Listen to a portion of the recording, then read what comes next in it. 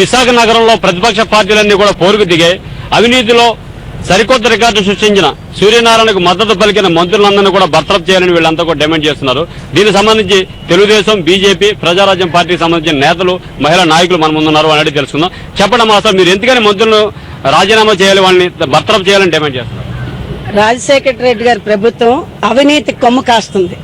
అలాంటి ప్రభుత్వంలో చేసిన మంత్రుల్ని ముందు తక్షణమే సస్పెండ్ చేయాలి.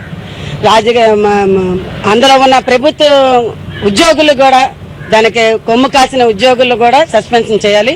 మంత్రులు రాజీనామా చేయాలి. ఇలాంటి అవినీతి చేసిన పరిపాలన రాజశేఖర రెడ్డి ప్రభుత్వం తక్షణమే గద్దె దిగాలి.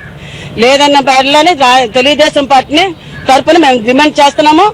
ఏ రకంగా మేము ముందుకు సాగుతాము. వీళ్ళని గద్దె దించే వరకు ఆగము. చెప్పండి. ఇప్పుడు రాజశేఖర రెడ్డి గారు ఏదైనా సరే ఎవరిమైనా అవినీతి వచ్చేటప్పుడు ముందుగా ఏంటంటే ఎవరైతే ప్రతిపక్ష నాయకులు ఉన్నారో వాళ్ళే ముందుగా అటాక్ చేయడమే అతన్న తాలూకా ఫాల్స్. ఎందుకంటే ఏం జరిగింది, తప్పు జరిగిందా లేదా, మంత్రుల మీద అవినీతి పరులు వచ్చింది ఏంటి, అసలు ఎంతవరకు వాస్తవం అని చెప్పేసి ఆ మంత్రులు కూడా అడగడం తెలియదు. ఆయన కూడా కనీసం వెంటనే అంటే మా మంత్రులు చాలా మంచివాళ్ళని వైఎస్ రాజశేఖర రెడ్డి గారు చెప్తున్నారు. అంటే ప్రతిపక్ష పార్టీలు కావాలనే అధికార పార్టీపై బురద జల్లుతున్నాయి అంటున్నారు. దీనికి మీరేమంటారు? ఈ రోజు చూసినట్లయితే కాంగ్రెస్ పార్టీ అనేక స్కామ్లు ఇరుక్కుపోయింది.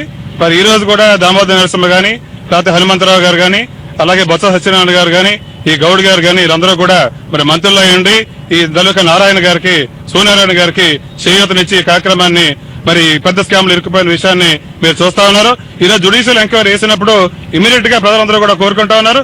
మంత్రులందరూ కూడా రాజీనామా చేసినట్టయితే మరి జ్యుడిషియల్ ఎంక్వైరీ సజావుగా జరిగే అవకాశం ఉంది. కాబట్టి ఇమీడియట్ గా మీరు జ్యుడిషియల్ ఎంక్వైరీ